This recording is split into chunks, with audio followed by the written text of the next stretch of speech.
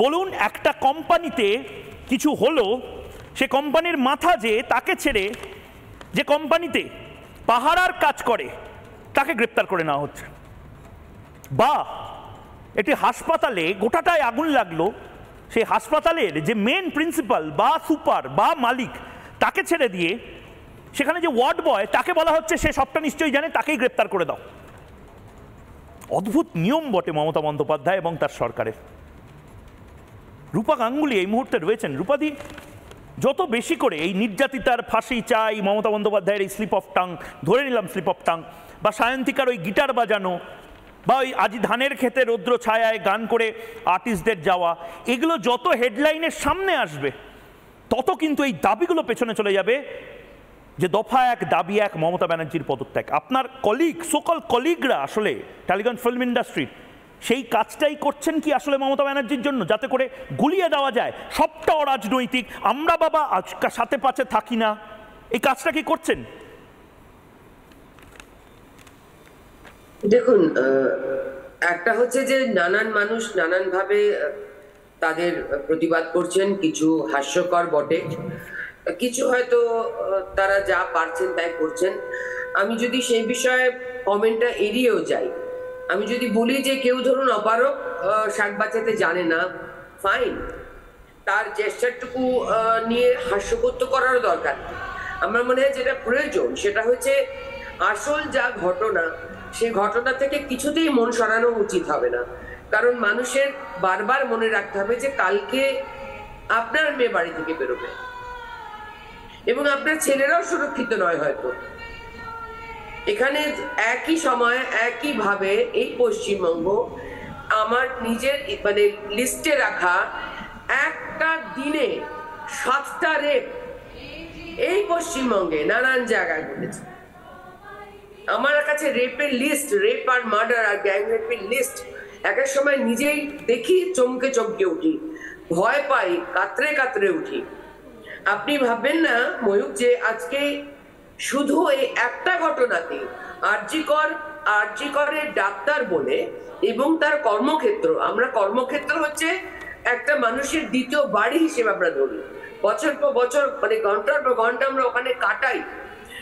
সেখানে যখন সে মেয়েটি নিশ্চয়ই কিছু জানতে পেরেছিল, যে জন্য এভাবে তাকে নির্মম ভাবে মানে অসম্মানিত হতে হয়। দিদি রূপাদি, আমি জাস্ট একটু ইন্টারাপ্ট করছি, কারণ আরেকটা জিনিসও আমার বারবার মনে হচ্ছে, এটা আমি লিখেওছি এবং এটা আমি বারবার বলছি, মানে এই যে মেয়েটি, এই মেয়েটি ডাক্তার ছিল, তার কলিগ যারা তারাও ডাক্তার, নার্স, অনেকে ফরেন্সিক এক্সপার্ট।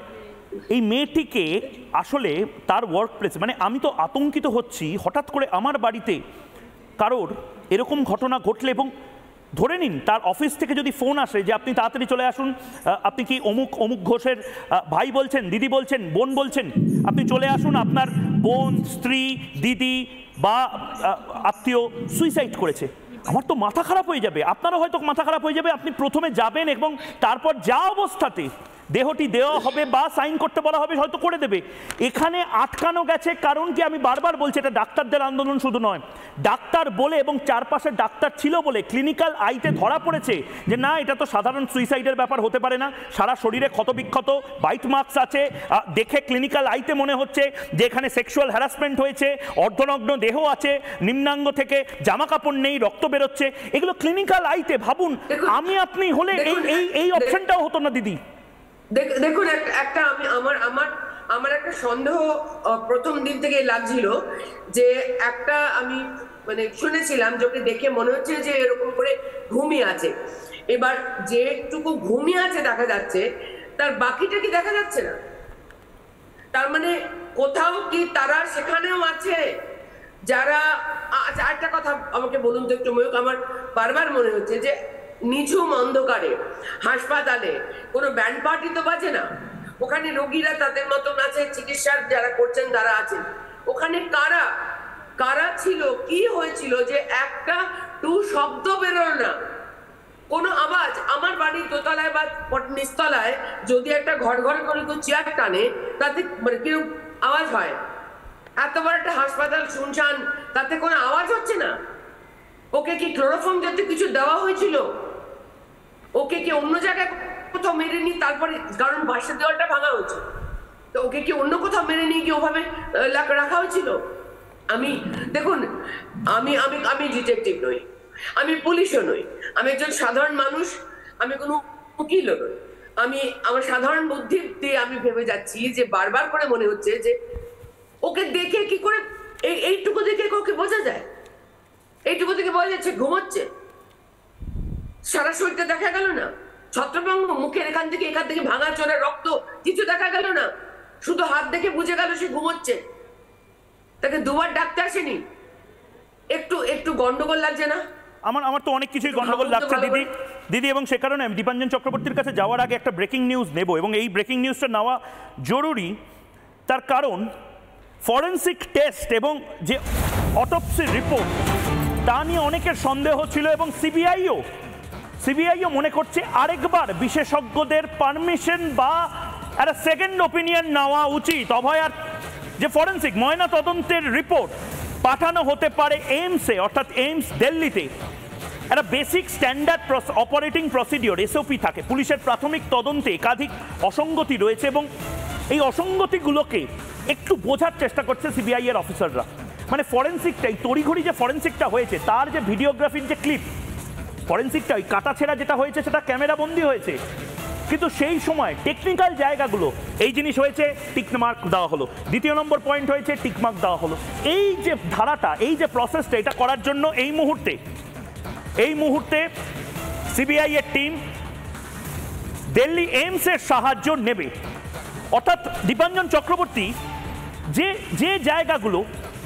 যে জায়গাগুলো আসলে অসঙ্গতি ছিল, অর্থাৎ প্রথমে ক্লিনিক্যাল আইতে অনেক ডাক্তারই বলছিলেন যে আসলে পেলভিক গার্ডল থেকে শুরু করে বিভিন্ন বোনস ফ্র্যাকচার হতে পারে, এবং সেটা দেখে মনে হচ্ছে বডি তোলার সময় মনে হয়েছে, কিন্তু ফরেন্সিক রিপোর্টে কিন্তু কোনো বোন ফ্র্যাকচারের উল্লেখ নেই। সুবর্ণ গোস্বামী রিপাবলিক বাংলাতে বসে, কুণাল সরকার রিপাবলিক বাংলাতে বসে তিনি একটা সন্দেহ প্রকাশ করেছিলেন যে আদৌ ফরেন্সিকে এক্সরেটা ব্যবহার হয়েছিল কিনা। এক্সরে দিয়ে তো দেখতে হবে হাড়গোড় ভেঙেছে কিনা, সেই এক্সরেটাও বোধহয় ব্যবহার করা হয়নি, এবং তার উল্লেখও নেই যে হ্যাঁ এক্সরে ব্যবহার করা হয়েছিল।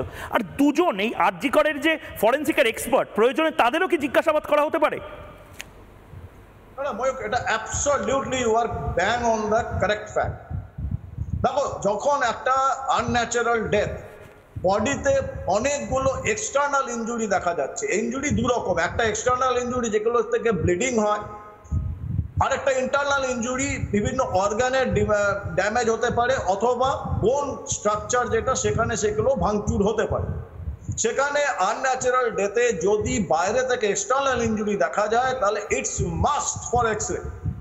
এটা আমার মনে হয় শুধু সন্দীপ ঘোষকে নয়, পুলিশেরও যে সমস্ত লোকজন ইনভেস্টিগেশনে ছিলেন এবং যারা এই কমপ্লিট ময়নাতদন্তে ছিলেন, সবাইকে কাস্টাডিতে নিয়ে, আবার রিপিট করছি, কাস্টাডিতে নিয়ে ইনভেস্টিগেশন যদি সিবিআই করে যে এক্সরে কেন করা হয়নি, কার কথা এক্সরে না করেই, আমি জানি না এক্সরে করা হয়েছে কিনা, কারণ এক্সরে করা হলে সেটা আগে আসতো বাইরে। এবং এই যে যেরকম ভাবে ভাঙচুর হয়েছে, তাতে পাশবিক অত্যাচার, একের বেশি 2জন 3জন 4জন মানুষের ইন্টারভেনশন, এবং সেখানে রেপের জায়গায় গ্যাং রেপ, এই যে জিনিসগুলো এসে যাবে, যেটা ক্রাইমের যে সিরিয়াসনেস সেটা অনেকটা বেড়ে যাবে, বহুগুণ বেড়ে যাবে।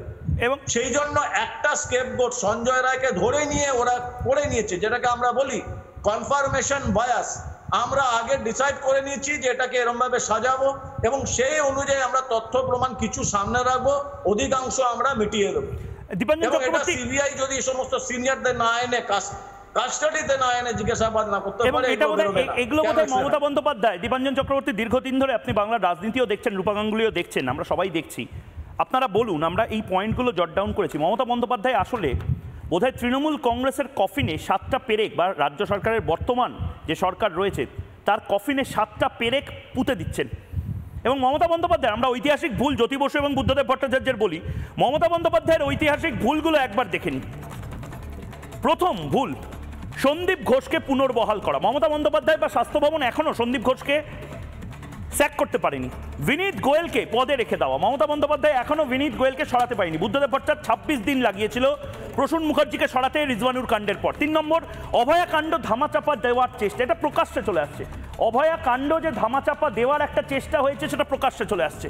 4 নম্বর, অপরাধীদের আড়াল করার চেষ্টা। এখনো পুলিশ কমিশনার তো বলেনি যে প্রাইম অ্যাকিউজড, তাহলে অন্যরা কারা কারা সেদিন এসেছিল? কুণাল, সুবর্ণ, সুখেন্দুদের লালবাজারে তলব করা আরও বড় একটা মিস্টেক, আরও বড় পেরেক। সুখেন্দু শেখর রায়ের মতন বর্ষিয়ান তৃণমূল কংগ্রেসের সাংসদদের পর্যন্ত তিনি ডেকে পাঠাচ্ছেন। আমি জানি না, টুইটারে অনেকে লিখছেন বিনাশকালে বিপরীত বুদ্ধি। 6 নম্বরটা তো ভয়ঙ্কর, আবেগের ডার্বি বাতিল করা। মমতা বন্দ্যোপাধ্যায় এটা ভুল করেছেন। মোহনবাগান ইস্টবেঙ্গল ফ্যানদেরকে এভাবে মারা যায় না। এবং 7 নম্বর পয়েন্ট, ঘটি বাঙাল নির্বিশেষে রাস্তায় ফেলে মারা, রাস্তায় ফেলে পেটানো, ভয়ঙ্কর। কি বলবেন রূপা গাঙ্গুলি? আরে আন্দোলনকারীদের চুলের মুঠি ধরে টেনে মারছে। প্রথম দিন যেটা আমি দেখতে পেয়েছি টিভিতে, ফার্স্ট যখন আমি তো কলকাতায় ছিলাম না, যখন ফার্স্ট ফিরেছি, মাথা চুলের মুঠি ধরে মাটিতে, আমি তো ভুলিনি একই রকম চুলের মুঠি তো আমিও মার খেয়েছি। চুলের মুঠি ধরে মারছে। আরে ভাই, আপনি বলছেন মুখ্যমন্ত্রী, আপনি মেয়েদের সমস্ত যত্নার্থী করেন, আপনার কি মায়ের রাজ্য, মেয়ের রাজ্য, এত কন্যাশ্রী, এত সব কন্যা প্রকল্প, তো আপনার পুলিশ এইভাবে আন্দোলনকারী ডাক্তারদের, আত্মীয় স্বজনদের, পরিজনদের, যেই ডাক্তাররা আন্দোলন করতে, ওরম ভাবে মারছেন। এটা কি, এটা আপনার তো সেটা অন্তত বন্ধ করা উচিত ছিল।